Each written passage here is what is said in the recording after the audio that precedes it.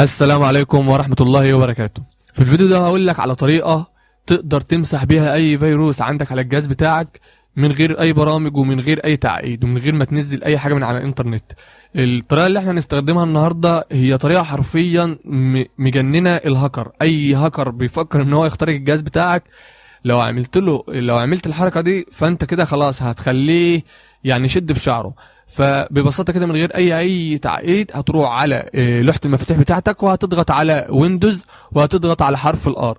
هتظهر معاك الران هنا زي ما هي ظهرت عندي في الزاوية دي، وهتكتب هنا امر ام ار تي وبعدين هتضغط على اوكي. هتنتظر لحظات لحد ما هو يشتغل معاك لحظات.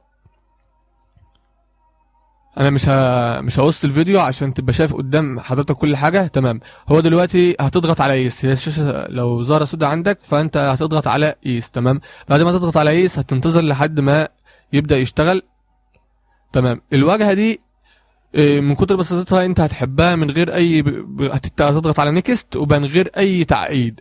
اول خيار ده بيعمل لك كويك سكان، يعني ممكن يعمل لك السكان بتاعك على الكرسي سي بس.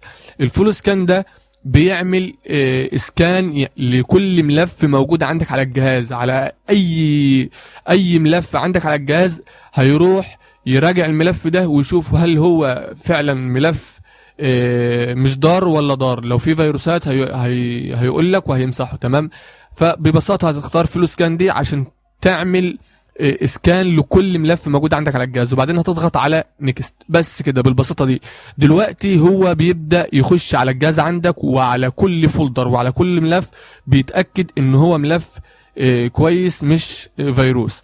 دلوقتي هو راجع 800 داخل على 1000 ملف، فهو بيقول لي فايل سكاننج اللي هو داخل على 1000 ملف حاليا ولسه مستمر. لسه حتى الشريط هنا لسه ما وصلش حتى ال1%. يعني هو دلوقتي لو في عندك ملف انت اصلا ما عندكش علم بيه هو هيعمل عليه سكان ويشوف هو ملف ضار ولا مش ضار.